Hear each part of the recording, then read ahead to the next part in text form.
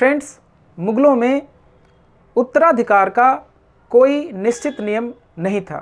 जब बादशाह की मृत्यु हो जाती थी तो उत्तराधिकारियों में सत्ता के लिए संघर्ष शुरू हो जाता था और जो अंतिम में जिंदा बच जाता था वह बादशाह बनता था।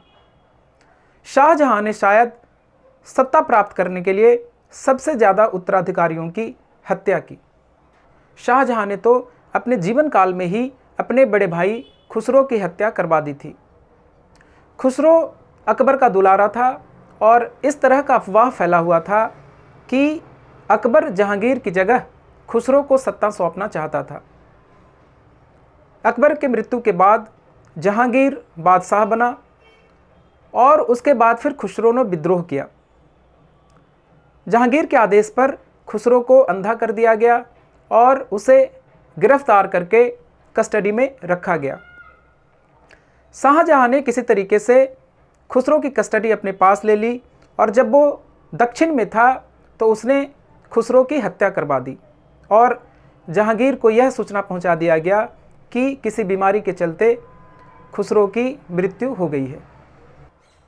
ऐसा माना जाता है कि शाहजहां ने अपने एक दूसरे भाई परवेज की भी जहर देकर के हत्या करवा दी थी ताकि वो उत्तराधिकार के लिए संघर्ष न कर सके। 1627 ईस्वी में जब जहांगीर की मृत्यु हुई तो मुगल सत्ता के कई उत्तराधिकारी जिंदा थे। शाहजहां का भाई शहरयार जिंदा था, खुसरो के 2 पुत्र जीवित थे और जहांगीर के भाई दानियाल के भी 2 पुत्र जीवित थे। नूरजहां शहरयार को बादशाह बनाना चाहती थी क्योंकि नूरजहां के पहले पति से जो बेटी थी उसकी शादी शहरयार से हुई थी। नूरजहां का भाई आसफ खान शाहजहां को बादशाह बनाना चाहता था क्योंकि शाहजहां आसफ खान का दामाद था।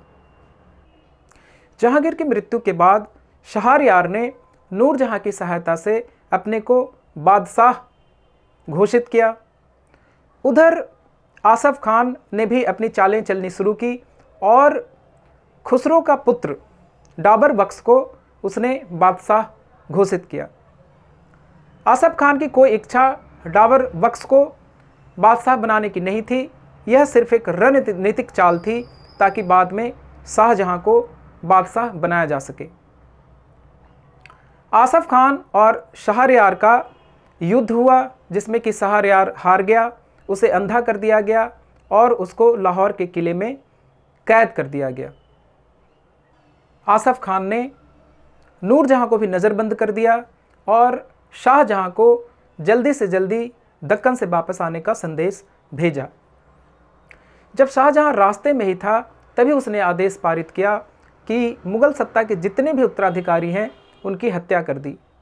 इस आदेश को आसफ खान ने माना और जनवरी 1628 ईस्वी में शहरयार, दानियाल के दोनों पुत्रों और खुसरो के दोनों पुत्रों की हत्या कर दी गई और इस तरीके से मुगल सत्ता के जितने भी उत्तराधिकारी थे वो सारे खत्म हो गए और शाहजहां को चैलेंज करने वाला कोई भी नहीं बचा।